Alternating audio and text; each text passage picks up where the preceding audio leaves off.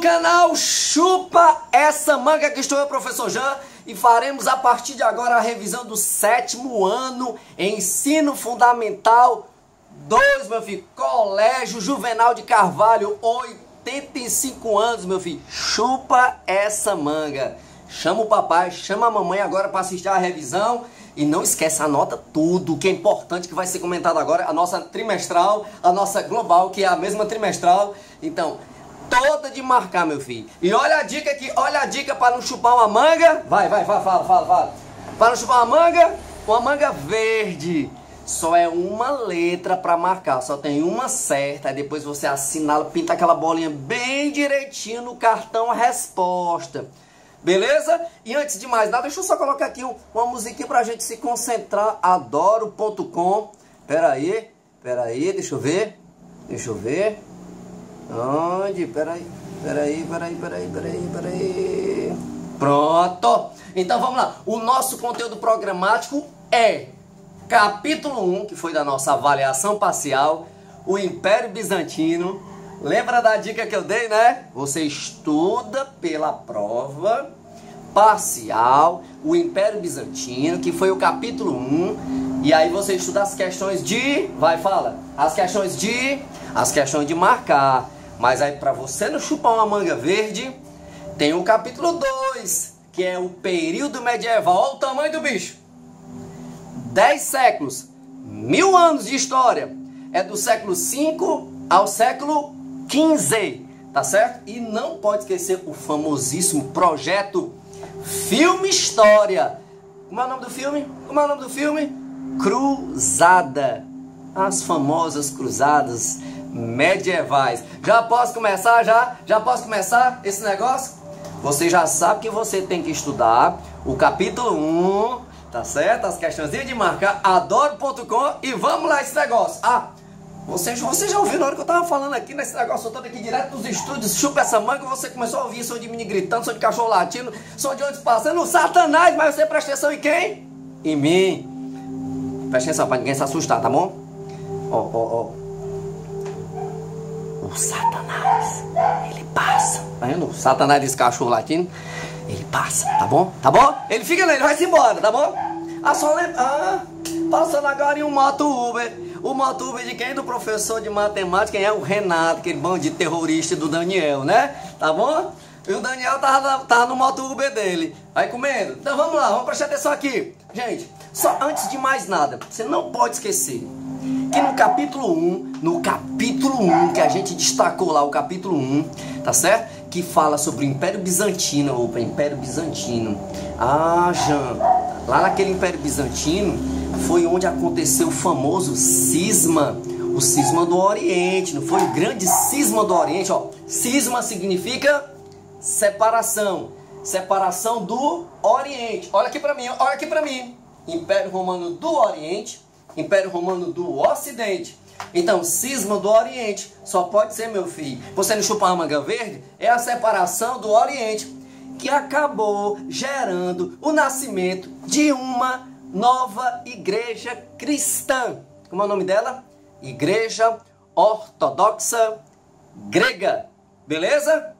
E claro, essa civilizaçãozinha bizantina que nós estudamos floresceu na própria Idade Média, deixando em muitas regiões da Ásia e da Europa, meu filho, testemunhos de seu grande crescimento cultural. Então irradiou esse conhecimento cultural. E claro, uma contribuição famosa, artística, bizantina, foi a expressão religiosa através dos mosaicos. E os mosaicos coloridos, tá certo? E as suas cúpulas arredondadas. Chupa essa manga. Pegou aí? Adoro.com. Então, seguindo na nossa revisão, aí você lembra que eu cheguei a falar que tinha 2 imperadores, né? Não eram 2 imperadores?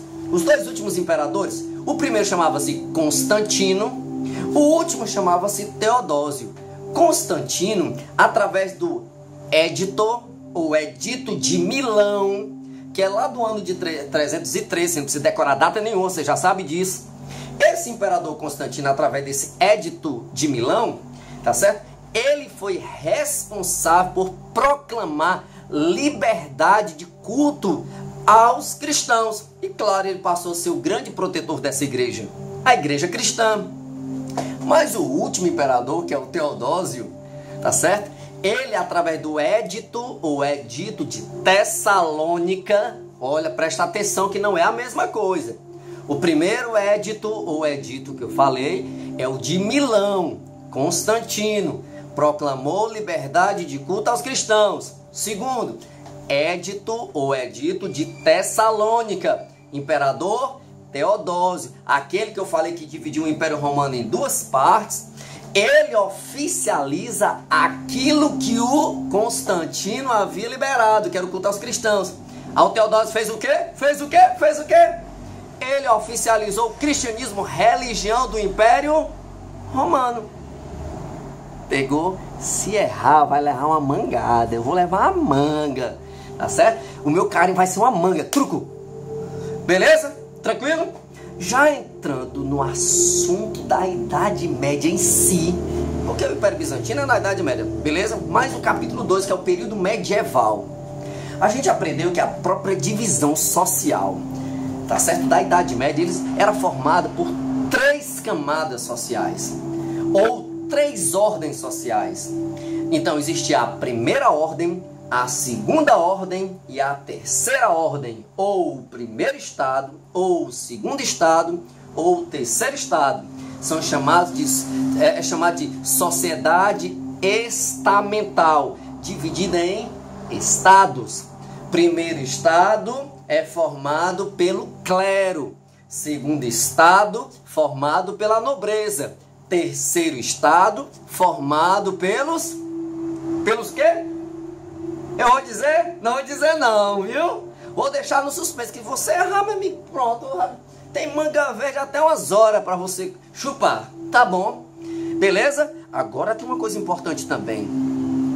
Lembra que eu acabei de destacar aqui no primeiro estado, ou primeira ordem é o clero, que é justamente formado pelas autoridades eclesiásticas, os delegados religiosos, as autoridades religiosas, o clero em si.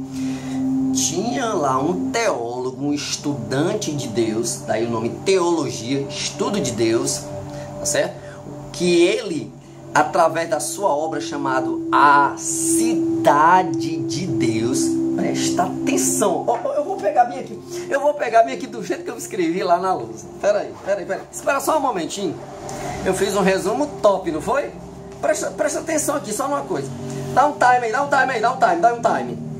Presta atenção, peraí, eu vou pegar aqui, tá aqui, olha aqui, o nome da obra do cara, A Cidade de Deus, o nome do autor, Santo Agostinho, tá certo?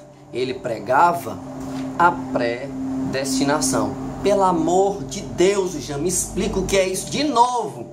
Então ele acreditava que Deus havia escolhido do gênero humano algumas pessoas para serem salvas da perdição. Não é religioso, né? Trata-se de religiosidade. Então esse teólogo, esse estudante de Deus, o Santo Agostinho, através da sua obra A Cidade de Deus, ele defendia que Deus havia escolhido alguns para serem salvos e outros para serem condenados à vida eterna. Mas você lembra que tinha um outro teólogo também, que eu anotei lá, que é justamente o São Tomás de Aquino, aquele que tentou aproximar a ciência da religião. Ele defendia o famoso livre-arbítrio, a livre escolha, tá certo? Através da sua obra chamada Suma Teológica. Cuidado para não misturar os dois, tá bom? Tá tranquilo? Agora eu vou te dizer, aquele filme que a gente assistiu, o filme Cruzada, esse filme aí, ó, olha a capa aí, a capa do filme, ó. Tá vendo aí? Caramba, que filmaço! Então nós assistimos essa coprodução cinematográfica. Ela tem por tema a própria retomada da cidade de Jerusalém pelos muçulmanos em 1187. Então, foi filmado em Marrocos, tá certo? E lançado no dia 6 de maio de 2005, aquele filmaço lá. Então, mas tem uma cena curiosa, interessantíssima, que eu fiquei repetindo várias vezes, que era quando vários grupos que vinham da Europa, tá certo? Atrás de terras, atrás de feudos, tá certo? Atrás de perdão, atrás de salvação. Aí tinha sempre lá um cara lá, um religioso, dizendo o seguinte: matar um infiel não é pecado, mas é o caminho para o paraíso, ou o caminho para o céu. Quem é o infiel que ele falava lá? Quem era, hein? Quem era o infiel? Rapaz, eu vou dizer, é muito fácil uma questão dessa. Eu vou deixar essa manguinha bem docinha aí pra você, essa manguinha bem docinha, tá bom? Vou deixar pra você. Falando da arquitetura, a arquitetura medieval, eu não posso esquecer que nós tínhamos dois grandes símbolos, que era o castelo medieval e as catedrais. Aí falando-se da arquitetura religiosa, tá certo? A construção da catedral, nós temos dois estilos. Eu lembro que eu escrevi lá, eu vou pegar aqui a minha parte que eu escrevi, deixa eu pegar aqui, que é para me falar como eu disse. Adoro.com, cadê? Ó, o estilo românico. O estilo românico dizia o seguinte: era um estilo mais austero. Que mais? Pouca. Meu Deus do céu, tu viu aí o barulho do ônibus? Passou, ia passar por cima daqui de casa. Então, pouca luminosidade. E, claro, pouca luminosidade aonde? Interna, na igreja, né, meu filho? Então, vamos lá. Poucas janelas, paredes lisas e pouca decoração. Mas tinha um outro estilo também, que era justamente, e foi a partir até do próprio século XII, tá certo? E é interessante que algumas regiões europeias, as cidades estavam em crescimento, os comerciantes, os artesãos, os bispos aliaram-se à construção desse tipo de catedral, que eles tinham vitrais. Olha, não, olha a manga da questão. Não, tu tá dizendo que, peraí. Espera só um momentinho que eu vou chamar o Charlie Brown. Peraí. Olha isso aqui, ó. Charlie Brown, responde aí. Não, como é mesmo, hein? Como é? Então essas catedrais tinham o quê? Grandes o quê? Vitrais, as famosas rosáceas. Olha ele segurando aqui o Snoopy, tá vendo, né? Tá vendo? Então, sim, aí como é que é mais? Não, era assim, tinha uma coisa também interessante. E produzia uma poética da luz. Por quê? Porque como tinha grandes vitrais, grandes rosáceas, e eram coloridos, então havia uma intensidade muito grande de luz. Então a arquitetura era mais leve, cheia de decoração. Esse estilo chama-se o estilo gótico. É o estilo gótico, beleza? Deixa eu voltar aqui. Deixa eu botar ele de volta. Aí. Ótimo. O estilo gótico, meu filho. O famoso estilo gótico. Agora eu falei um negócio muito massa lá na hora da aula, que foi justamente o seguinte: na sociedade feudal, o que é feudo mesmo, hein? Vai, me responde, o que é feudo? Entendi, uma propriedade de terra, né? A base econômica era a terra. Beleza. Então, na sociedade feudal, gente, o vínculo, a ligação humana que tinha, foi um elemento muito característico. E havia um que era subordinado, mandado, e outro que mandava, que era o chefe, tá certo? Então havia essa hierarquia, tá certo? Um maior e outro menor, um que manda e o outro é mandado. Esse é subordinado, esse manda. Então havia um laço de fidelidade entre eles, tá certo? E aí o que é que acontece? Só que acontecia que esse que é subordinado protegia a vida desse nobre. Olha aí, nobre, estribado, tá certo? E aí ele repartia parte da sua riqueza, remunerava ele, pagava ele. E o nome, a gente descreve essa associação, esse laço de fidelidade, essa relação de suzerania, que é esse nobre aqui, esse nobre aqui, e vassalagem, que é esse nobre aqui, esse menor. Esse protege a vida desse. Em contrapartida, esse daqui reparte parte da riqueza, porque esse daqui, o subordinado, protege a vida desse. O nome dessa relação chama-se suzerania e vassalagem. Adoro.com. Tá bom? Tá bom. Show! Vamos lá, vamos continuar esse negócio.